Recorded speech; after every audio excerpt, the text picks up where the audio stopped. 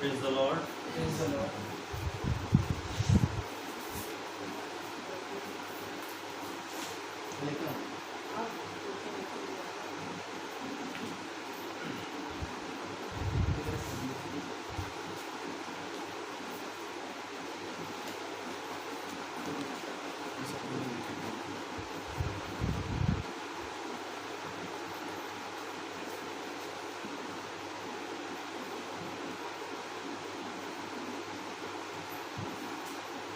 याकूब का पत्री उसका एक अध्याय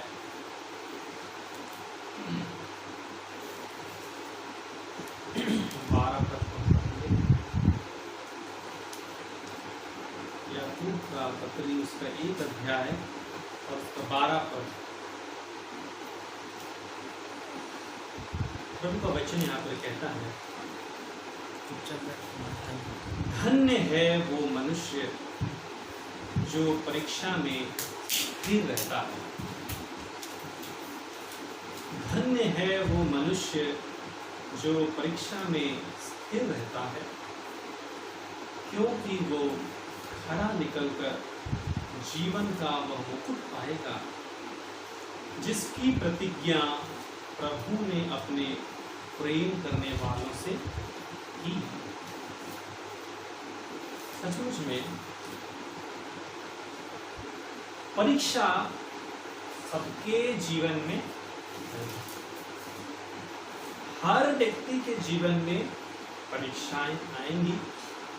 और हम जानते हैं, प्रभु का वचन हमें बताता है, यीशु मसीह का जीवन में भी परीक्षा है। तो जब प्रभु यीशु का जीवन में परीक्षा आया तो हमारे जीवन में कैसे नहीं आई? हर व्यक्ति का जीवन में परीक्षा आएगा ही आएगा, लेकिन परमेश्वर का वचन उस व्यक्ति को धन्य या उस व्यक्ति को आशीषित कहता है जो परीक्षा में स्थिर रहता है। क्यों? परीक्षा में जब एक इंसान स्थिर रहता है तो उसके जीवन में कुछ परिवर्तन आता है। जैसे यहाँ पर लिखा है, धन्य है वो मनुष्य जो परीक्षा में स्थिर रहता है, क्योंकि वो खरा निकलकर, क्या निकलकर? खरा निकलकर जीवन का वो मुकुट पाएगा। तो हम देख रहे हैं कि जब हम परीक्षा से गुजरते हैं तो हमारे जीवन में कुछ परिवर्तन होता है, एक बदलाव होता है।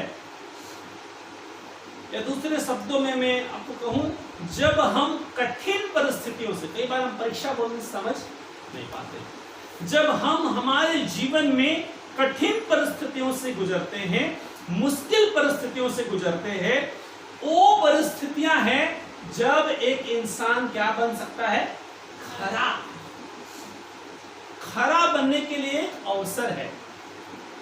जैसे कि मैं बार बार कहता हूं और अभी भी कहूंगा, यदि एक इंसान को तैरना सीखना है, क्या सीखना है? और यदि वो इंसान कभी पानी में ना उतरे और बिना पानी में उतारे उसको जितना आप ट्रेनिंग दीजिए, कभी वो तैरना सीख पाएगा? कभी नहीं सीख पाएगा, संभव नहीं है। अगर उसको तैरना सीखना है तो क्या है? पानी में उतरना होगा।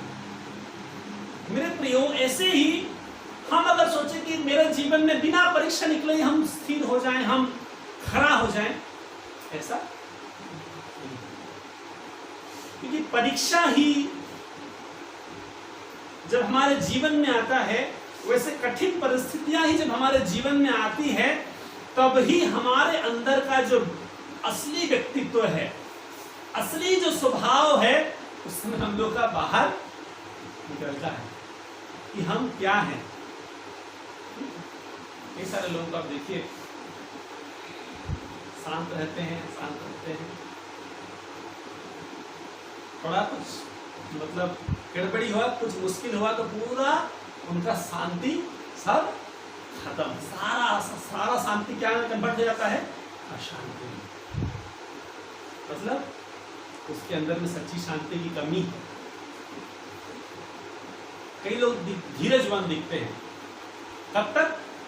जब तक कोई समस्या नहीं, लगता है कि अरे ये इंसान बहुत धीरज धरने वाला है, लेकिन जैसे ही समस्या आता है सारा धीरज उड़ जाता है। तो वास्तविक में परीक्षा ही वो समय है जब हमारा असली चरित्र मालूम चलता है। और इन परीक्षाओं के समय में ही यदि हम स्थिर रहना सीखते हैं, इन परीक्षाओं में ही यदि हम स्थिर रहना सीखते हैं, तब हम क्या हो जाएंगे? जीवन का मुकुट को प्राप्त कर सकेंगे। जैसे कि मान लीजिए आप यदि किसी चीज से बार बार जूझ रहे हैं, अब देखिए जैसे छोटा बच्चा को अगर आप कुछ सिखा रहे हैं, गणित सिखा रहे हैं, मैथ सिखा रहे हैं, उसको शुरू बहुत कठिन लगता है, लेकिन धीरे धीरे जब उससे बार बार जूझते उसको करते करते एक समय उसको आसान लगने लगता है। तो परीक्षाएं आएंगी, अलग अलग स्तर की परीक्षाएं आएंगी, लेकिन परीक्षाओं से जूझते भी हमें परीक्षाओं के ऊपर जय पाने सीखना है। परीक्षाओं के ऊपर जय पाना है, और अपने सामर्थ्य से नहीं, लेकिन किसके सामर्थ्य से? परमेश्वर के सामर्थ्य से। ये यकीन करते हुए, ये विश्वास करते हुए कि प्रभु ही मुझे जय देगा, प्रभु ही इन परिस्थितियों के ऊपर मुझे विजय देगा। ये विश्वास करते हुए हमको रहना है। प्रभु का वचन हमें बता रहा है, धन्य है वो व्यक्ति, धन्य है वो व्यक्ति या वो मनुष्य जो परीक्षा में स्थिर रहता है। और जब हम स्थिर रहते हैं तो हमारा अंदर में कैरेक्टर का परिवर्तन होगा। जैसे कि मान लीजिए आप पहले 5 मिनट सह पाते थे, आप 10 मिनट सह पाएंगे। एक उदाहरण बता रहा हूं समझने के लिए। आप बहुत जल्दी गुस्सा हो जाते थे, लेकिन आप अभी देर से गुस्सा होंगे, इतना जल्दी गुस्सा नहीं होंगे। परिस्थितियां बिगड़ रही होंगी, फिर भी आप इतना जल्दी गुस्सा नहीं होंगे। परिस्थितियां बिगड़ रही होंगी, फिर भी आप इतना जल्दी गुस्सा नहीं घबरा रहे हैं। उसका मतलब क्या हो रहा है? आपका जीवन में क्या हो रहा है? परिवर्तन आ रहा है। तो हमारा जीवन में परीक्षाओं का आना को हमको एक मौका के समान समझना होगा। क्या समझना होगा? मौका के समान, कि वो परीक्षा जब आए, इसीलिए वचन में क्या लिखा है कि याकूब का पत्री उसका 1:2 में ऐसे लिखता है, हे मेरे भाइयों, जब तुम नाना प्रकार की परीक्षाओं में पढ़ो तो इसको पूरे आनंद की बात समझो। क्या समझो? इसको पूरे आनंद की बात समझो, यह जानकर कि तुम्हारे विश्वास के परखे जाने से धीरज उत्पन्न होता है। क्या उत्पन्न हो रहा है? धीरज। जिसे मैं कुछ देर पहले कह रहा था, जब हम परीक्षा में स्थिर रहते हैं तो हमारा अंदर का स्वभाव में परिवर्तन आने लगता है। वैसे ही जैसे यहाँ याकूब बता रहा है, हमारा विश्वास जब परखा जाता है तो हमारे अंदर में कुछ परिवर्तन होता है। क्या परिवर्तन हो रहा है? धीरज उत्पन्न हो रहा है, धीरज बढ़ रहा है हमारे अंदर में, और हम ज्यादा सह पा रहे हैं, और भी हम ज्यादा धीरज धर पा रहे हैं। ये कब होगा? जब हम उन परीक्षाओं से गुजरेंगे। इसीलिए याकूब कह रहा है, जब नाना प्रकार की परीक्षाएं तुम्हारे जीवन में आए तो यह इससे आश्चर्यजनक मत समझो कि अरे मेरा जीवन में इतना परीक्षा क्यों आता है। इससे आश्चर्यचकित ना हो, लेकिन इस बात को जान लो कि परीक्षाएं तो आएंगी, लेकिन इन परीक्षाओं में जब हम परखे जाएंगे, हम जब स्थिर रहेंगे तो हमारा ही कैरेक्टर बदलेगा, हमारा ही भला कैरेक्टर उभरेगा। जब हम स्थिर रहेंगे हमारा जीवन खरा होते जाएगा। जैसे कि मान लीजिए सोने को जब आग में डालने से क्या है? गंदगी निकलती है नहीं, सोने को जब आग में डालने से गंदगी निकलती है, वैसे ही जब हमारे जीवन में परीक्षा आती है और उस परीक्षा में जब हम स्थिर रहते हैं, तब हमारे जीवन में भी जो गंदगी है वो करने लगेगी। लेकिन क्या रहना है? परीक्षा में स्थिर रहना है। अब स्थिर रहने का मतलब अपना विश्वास को परमेश्वर के ऊपर बनाए रखना है और गलत रास्ते में नहीं जाना। स्थिर रहने बोलने से बहुत लोग समझेंगे नहीं। स्थिर रहना मतलब जो विश्वास में रहे कि परमेश्वर भला है, परमेश्वर मेरे लिए भला ही कर रहा है, परमेश्वर मेरे लिए अच्छा ही कर रहा है, परमेश्वर मेरा कोई बुराई होने नहीं देगा, परमेश्वर मेरे लिए अच्छा ही करेगा, मुझे गलत रास्ते में जाने का जरूरत नहीं है, मैं परमेश्वर के ऊपर भरोसा करता रहूंगा। यही है स्थिर रहना। मैं परमेश्वर का धन्यवाद करता रहूंगा, मैं परमेश्वर की महिमा करता रहूंगा। इससे पिछले बार सुन रहे थे, अब्राहम विश्वास करके क्या किया? परमेश्वर को महिमा किया, परमेश्वर को धन्यवाद किया। ठीक वैसे ही जब परीक्षा की घड़ी में जब हम परमेश्वर को धन्यवाद कहते हैं, परमेश्वर के ऊपर भरोसा करके कि प्रभु भले ही परिस्थिति बुरा दिख रहा है लेकिन मेरे लिए तो बुरा होने नहीं देगा। जैसे कि हम पौलुस का जीवन को देखते हैं, जब पौलुस एक अच्छा काम किया, क्या काम किया? अच्छा। और अच्छा काम किया था, उसने एक स्त्री जो दुष्ट आत्मा से ग्रसित थी उसको आजाद किया, दुष्ट आत्मा से, उस खराब आत्मा से उसको मुक्त किया। और उसके लिए, उस भले काम के लिए उसको क्या करना पड़ा? क्या, कहां जाना पड़ा? तो हम आमतौर पर इंसान क्या सोचता है, हम कुछ अच्छा करने से हमको कुछ अच्छा प्रतिफल मिलना चाहिए, नहीं? लेकिन उसको कैसा प्रतिफल मिला? हाँ? जेल। लेकिन प्रभु का वचन क्या कहता है? हर बात में धन्यवाद। तो वो व्यक्ति जब जेल गया तो उसके पास ऑप्शन था, उसके पास एक चुनाव था कि मैं परमेश्वर से मैं कंप्लेन कर सकता हूं, परमेश्वर को मैं कह सकता हूं प्रभु मैंने एक अच्छा काम किया, मैंने किसी का भलाई किया, लेकिन उस भलाई के बदले मुझे क्या प्रतिफल मिला? जी। हे प्रभु, क्या तू नहीं देखता है? परमेश्वर को कंप्लेन कर सकता था, परमेश्वर को बोल सकता था कि प्रभु तू मुझे ध्यान क्यों नहीं दे रहा है। लेकिन उल्टा वहां वचन क्या कहता है?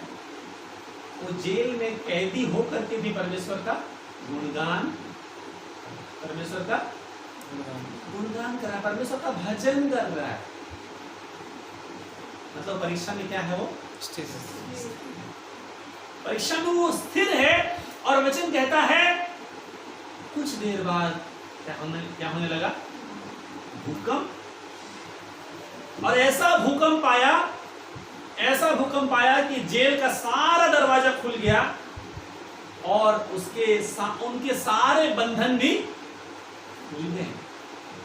और ऐसा भूकंप आया कि जो ऑफिसर था, जेल का जो ऑफिसर था वो भी आकर के वहां पर प्रस्तुत हो गया और वो सोचा कि आप तो सारे कैदी भाग गए होंगे, सारे कैदी चले गए होंगे।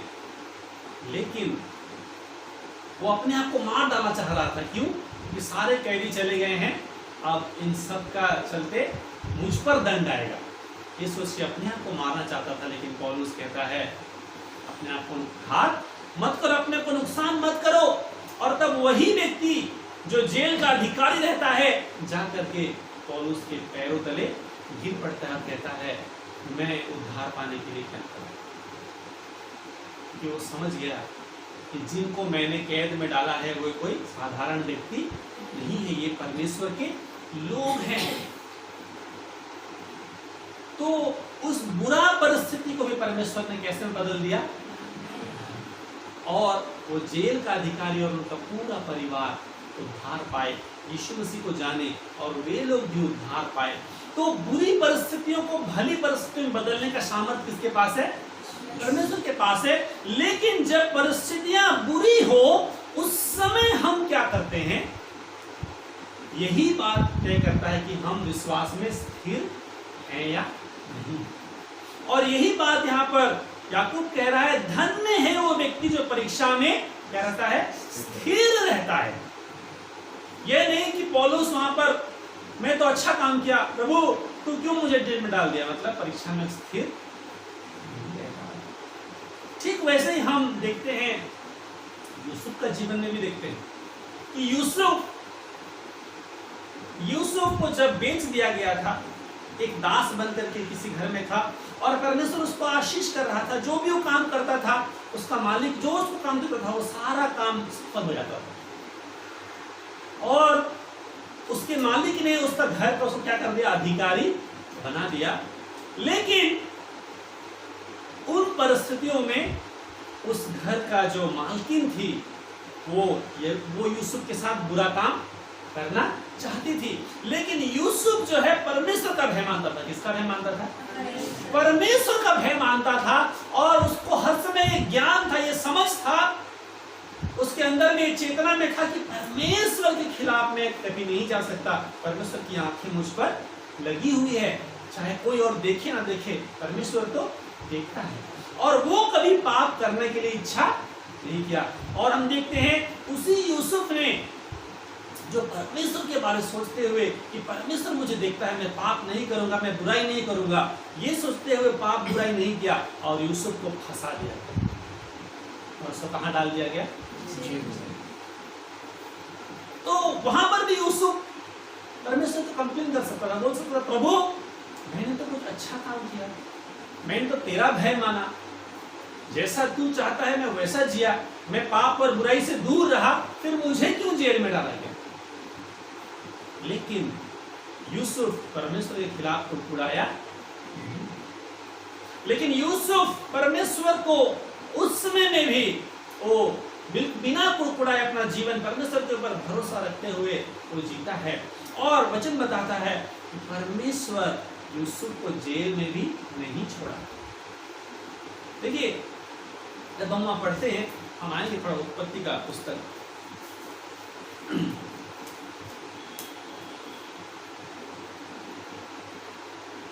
उत्पत्ति का पुस्तक उसका 39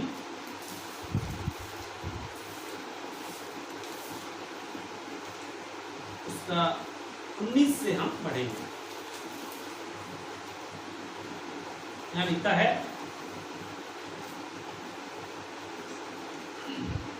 18 से मैं पढ़ता हूं।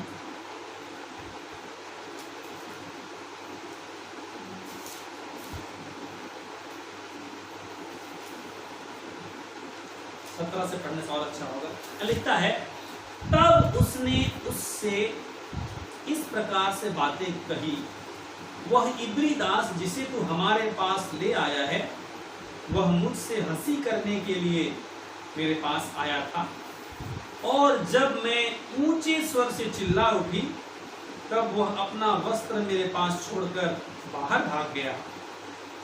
अपनी पत्नी की ये बातें सुनकर कि तेरे दास ने मुझसे ऐसा ऐसा काम किया, यूसुफ के स्वामी का कोप भड़का और यूसुफ के स्वामी ने उसे पकड़कर बंदी गृह में जहां राजा के कैदी बंदी थे डलवा दिया। तो हम देखते हैं झूठा दोष और झूठा आरोप लगा करके यूसुफ कहां डलवा दिया जा रहा है? जेल में, बंदी गृह में डलवा दिया जा रहा है। लेकिन अच्छी बात क्या है, उसके बाद जो लिखा है सुनिए 21 पद कहता है, पर यहोवा यूसुफ के संग संग, क्या लिखता है? पर यहोवा यूसुफ के संग संग रहा। ऐसा नहीं कि उसे जेल में डलवा दिया गया तो परमेश्वर ने उसे छोड़ दिया है। ऐसा नहीं कि जब हम मुश्किल परिस्थिति में पड़ गए मतलब परमेश्वर ने हमें छोड़ दिया, ऐसा नहीं है। ये वचन हमें स्पष्ट बताता है कि जब यूसुफ जेल में भी चला गया, जेल में डलवा दिया गया, उस समय में भी वचन कहता है परमेश्वर उसके संग संग रहा। और सिर्फ संग संग नहीं रहा, लिखता है और उस पर करुणा की। परमेश्वर, देखिए जब हम परमेश्वर के लिए जीते हैं, प्रभु का वचन स्पष्ट है कि हमारे जीवन में मुश्किल परिस्थितियां आएंगी, लोग झूठा दोष भी लगा सकते हैं, लोग जेल भी भिजवा सकते हैं, लोग मारपीट भी कर सकते हैं, लेकिन उन सारे परिस्थितियों में प्रभु का वायदा है कि मैं तुम्हें कभी ना छोड़ूंगा और कभी ना त्यागूंगा। और यहाँ वचन हमें स्पष्ट कहता है कि यूसुफ को भले ही जेल में डाल दिया गया, लेकिन परमेश्वर उसके संग संग रहा। इसलिए हमारा जीवन में एक चीज को हमको आदत बनाना होगा कि प्रभु को हम कभी सवाल नहीं करेंगे, प्रभु तू मुझे देखता नहीं, मेरे जीवन में बुराई हो रहा है, तू मुझे देखता नहीं है, तू मेरे बारे में सोचता नहीं है।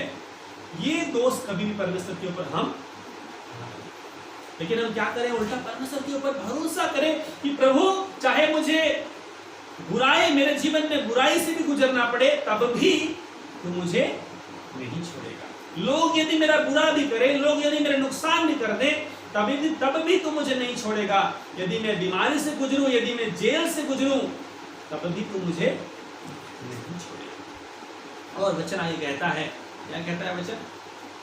कहता है पर यहोवा यूसुफ के संग संग रहा और उस पर करुणा की और बंदी गृह के दारोगे के अनुग्रह की दृष्टि उस पर हुई। तो भले ही यूसुफ को बंदी गृह में डाल दिया गया, लेकिन वहां बंदी गृह में जो अधिकारी था उसका दया का पात्र यूसुफ बन गया। मतलब कुछ परमेश्वर ऐसा किया कि यूसुफ उस जेल के अधिकारी के दृष्टि में अनुग्रह का पात्र हो गया। मतलब जेल का अधिकारी उसको कैसे देख रहा है? दया और अनुग्रह से देख रहा है। और फिर क्या होता है? 22 पद कहता है, इसलिए बंदी गृह के दारोगे ने उन सब बंदियों को जो कारागार में थे यूसुफ के हाथ में सौंप दिया, और जो जो काम वे वहां करते थे वह उसी की आज्ञा से होता था। जेल में कैसे डाला गया? कैदी बना करके डाला गया, लेकिन जेल में भी क्या बन गया? वो अधिकारी बन गया। मतलब सच बात यह है कि जो परमेश्वर के हैं वे जेल में भी आजाद हैं, जेल में भी आजाद है।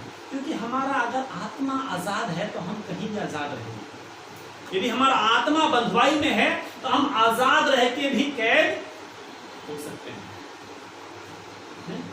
आज बहुत सारे लोग सुसाइड कर रहे हैं। क्यों सुसाइड कर रहे हैं? जो जेल में नहीं है, जो खुलेआम आजादी से घूम रहे हैं, वे भी सुसाइड कर रहे हैं। जिनके पास धन और संपत्ति है वे भी सुसाइड कर रहे हैं। जिनके पास नाम है वे भी सुसाइड कर रहे हैं। क्यों? आत्महत्या क्यों कर रहे हैं? क्योंकि वे अंदर में कैद है। अंदर में क्या है? कैद है। डिप्रेशन का कैद में है, कोई दुष्टात्माओं का कैद में है, विभिन्न प्रकार से वे लोग कैद हैं। आजाद रहते हुए भी क्या है? कैद है। लेकिन परमेश्वर के लोगों के लिए वे जहां भी रहे उनके लिए आजादी है। पौलुस जब जेल में है वो कब महसूस नहीं कर रहा है कि मैं मानव की कैद होकर पड़ा हूं। क्या कर रहा है? भजन कर रहा है, स्तुति कर रहा है। यहाँ पर यूसुफ हम देख रहे हैं कैद में डाल दिया है, लेकिन उसको वहां क्या बन गया? वो अधिकारी बन गया है। सचमुच में जब परमेश्वर हमारे संग रहता है तो बुरी परिस्थितियां भी हमारे लिए भलाई में बदल जाती हैं। तो हम यहाँ पर देख रहे हैं कि उसका जीवन में कुछ बुरा किया गया, उसने कुछ बुरा नहीं किया, उसने कुछ गलती नहीं किया, फिर भी उसका जीवन में झूठा दोष लगा करके उसके खिलाफ बुरा किया गया। पर वो परीक्षा में कैसे है? परमेश्वर के खिलाफ नहीं कुड़कुड़ा रहा है। और हम आगे देखते हैं उसको कहाँ डाला गया है? ऐसे लोगों के साथ डाला गया है, ऐसे लोगों के साथ रखा गया है जो उस देश का राजा के साथ काम करते हैं। ऐसे लोगों के साथ में तो उसका ये मुश्किल परिस्थिति एक सीढ़ी बन रहा है। क्या बन रहा है? क्या बन रहा है? सीढ़ी। एक सीढ़ी बन रहा है उसको और ऊपर ले जाने के लिए, नहीं, उसको और ऊपर ले जाने के लिए ये मुश्किल परिस्थिति एक सीढ़ी बन रहा है। तो हम यहाँ पर देखते हैं जब हम मुश्किल परिस्थितियों से गुजरते हैं तो वो एक मौका, एक सीढ़ी के रूप में भी हमारे लिए बन जाता है कि हमको और ऊपर ले जाए। हो सके तो इस जागतिक रूप में भी, और हो सके तो आत्मिक रूप में भी। परमेश्वर हमको आत्मिक स्तर में भी ऊपर उठा सकता है, परमेश्वर चाहे तो हमको इस जगत में भी ऊपर उठा सकता है। ये उसका ऊपर निर्भर करता है कि परमेश्वर हमारे जीवन में कैसा काम करेगा। हालेलुया। तो हम देखते हैं यही यूसुफ जेल में डाला गया, और जेल में डाले जाने के कारण वहां पर जो राजा के अधिकारी लोग थे, जब वो लोग सपना देखते हैं, वो सपना का अर्थ को बताता है, और जैसा अर्थ बताता है वैसा ही हो जाता है। ठीक है। और ये जो जेल में जो राजा के अधिकारी थे, उनमें से एक छूट करके फिर से राजा की सेवा करने लगता है। और एक समय आता है जब वचन बताता है कि फिरौन भी एक सपना देखता है, वो राजा भी एक सपना को देखता है, और उसका अर्थ कोई नहीं बता पाता है। और उसी परिस्थिति के लिए परमेश्वर ने यूसुफ को वहां पर डाला था। लेकिन मेरे प्रियो, ये सब कहानी तो हम जानते हैं, लेकिन सोचने वाली बात है कि ये घटना नहीं हुआ होगा उस समय एक इंसान को कैसा लगेगा। जब इंसान को जेल में डाल दिया गया होगा, भविष्य में क्या होने वाला है जब मालूम नहीं होगा, तब इंसान का अंदर में क्या लगेगा कि मैं तो अच्छा किया, मैं तो ठीक किया, लेकिन मेरे साथ बुरा हुआ। परमेश्वर क्यों मेरे साथ बुरा होने के लिए दिया। इंसान का सोच आमतौर पे ऐसे ही, लेकिन उसी सोच के ऊपर हमको क्या पाना है? जय पाना है। उसी सोच के ऊपर हमको जय पाना है कि नहीं, परमेश्वर मेरे लिए भलाई ही करेगा। यदि मैं परमेश्वर के ऊपर विश्वास करूंगा, यदि परमेश्वर के मार्गों में स्थिर रहूंगा, तो मेरे लिए अंत जो है क्या होगा? भला होगा। जैसे हम कई बार पढ़े हैं, फिर से पढ़ेंगे, यिर्मयाह का पत्र जैसे लिखता है, उसका 29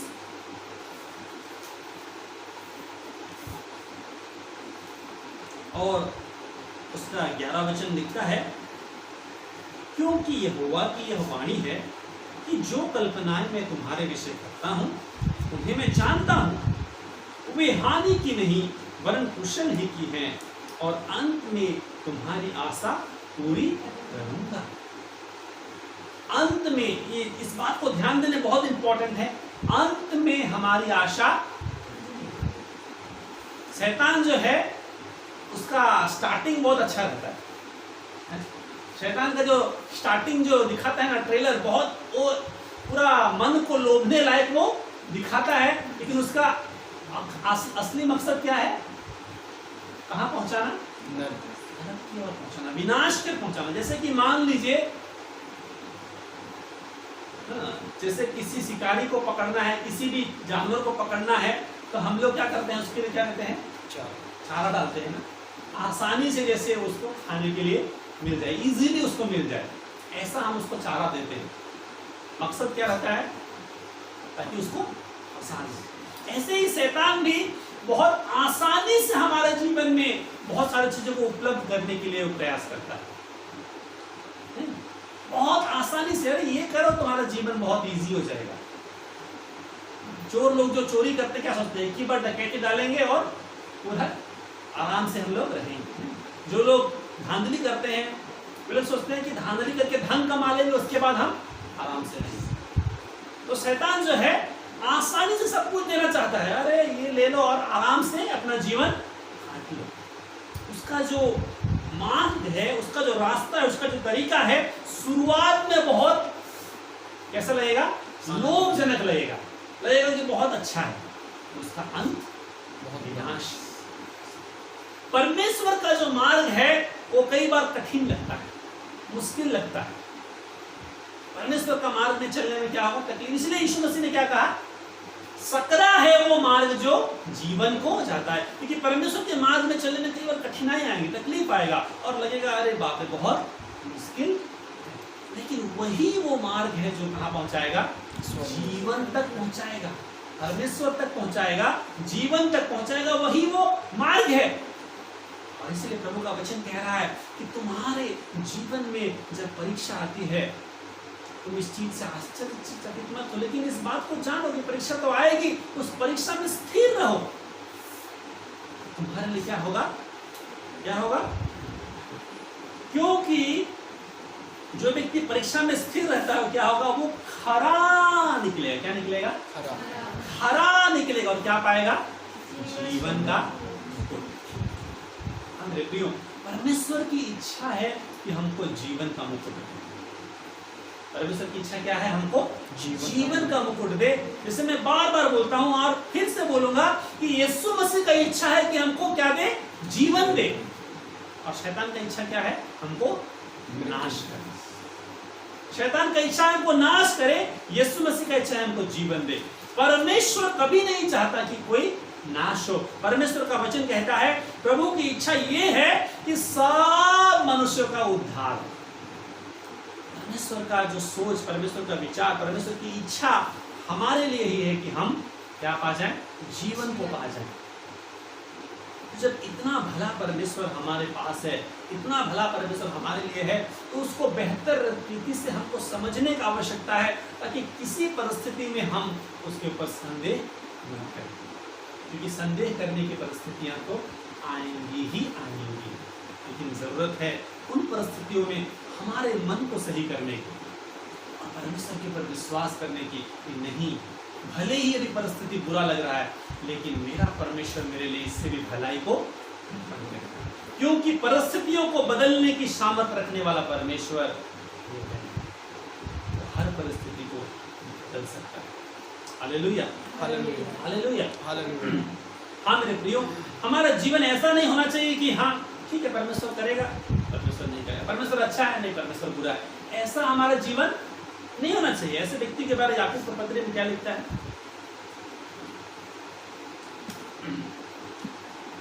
याकूब 1 अध्याय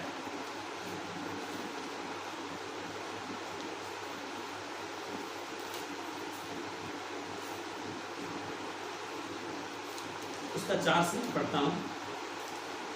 परमेश्वर का वचन कहता है, पर धीरज को अपना पूरा काम करने दो कि तुम पूरे और सिद्ध हो जाओ और तुम में किसी बात की घटी ना रहे। पर यदि तुम में किसी को बुद्धि की घटी हो तो परमेश्वर से मांगे, जो बिना उलाहना दिए सबको उदारता से देता है और उसको दी जाएगी। पर विश्वास से मांगे और कुछ संदेह ना करे, क्योंकि संदेह करने वाला समुद्र की लहर के समान है। संदेह करने वाला कैसा है? समुद्र की लहर के समान है, जो हवा से बहती और उछलती है। फिर 7वां पद कहता है, ऐसा मनुष्य, कैसा मनुष्य? जो व्यक्ति संदेह करता है। किस मनुष्य के बारे में बोल रहा है? जो व्यक्ति संदेह करता है, ऐसा मनुष्य यह ना समझे कि मुझे प्रभु से कुछ मिलेगा। वह व्यक्ति दो चित्ता है। कैसा है? दो चित्ता है और अपनी सारी बातों में चंचल है। तो प्रभु का वचन हमें सिखा रहा है कि दो चित्ता मतलब डबल माइंडेड नहीं होना। हाँ परमेश्वर भला है, नहीं फिर परमेश्वर अच्छा नहीं, फिर परमेश्वर भला है, परमेश्वर अच्छा नहीं। हम देखते हैं प्रारंभिक में जब हम देखते हैं निर्गमन का पुस्तक, सारे अधिकांश इजरायलियों का अवस्था ऐसा ही था। परमेश्वर कुछ चमत्कार कर दिया, ओ परमेश्वर भला है, अच्छा है, तू कितना महान है। कुछ देर बाद फिर मुसीबत आया, कैसा परमेश्वर है, हमको मार डालने के लिए यहाँ पर होता है। फिर कुछ देर बाद परमेश्वर चमत्कार करेगा, परमेश्वर ओ तू कितना भला है, अच्छा है। फिर कुछ मुसीबत आया, कैसा परमेश्वर हमको मार डालने के लिए। उनका मन कैसा है?